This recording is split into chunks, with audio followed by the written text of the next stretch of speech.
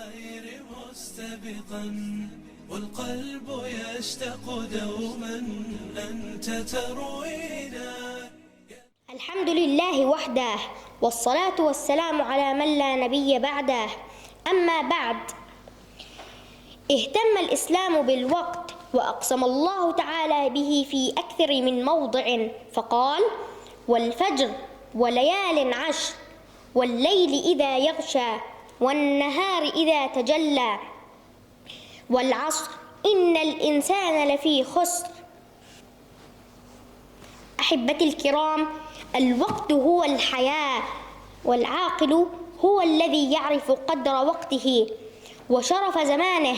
قال تعالى: وهو الذي جعل الليل والنهار خلفة لمن أراد أن يذكر أو أراد شكورا إن في توالي الأعوام عبرا وتذكرة.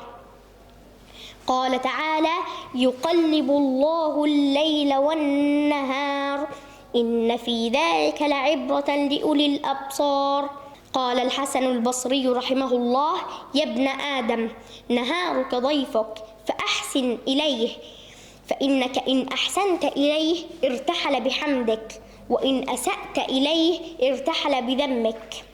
قال ابن مسعود رضي الله عنه: ما ندمت على شيء ندمي على يوم غربت شمسه نقص فيه أجلي ولم يزدد فيه عملي.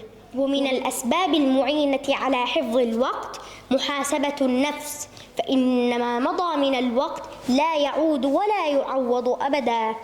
مصاحبة الأخيار والصالحين. قال تعالى: الأخلاء يومئذ بعضهم لبعض عدو إلا المتقين. اغتنام المسلم وقت فراغه.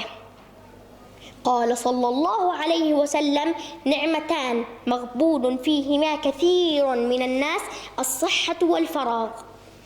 هيا إلى اغتنام الأوقات بفعل الطاعات والقربات، جعلنا الله وإياكم من المقبولين الفائزين، والحمد لله رب العالمين. كل القلوب إلى الرحيم تضرعت بتلاوة القرآن والصلوات.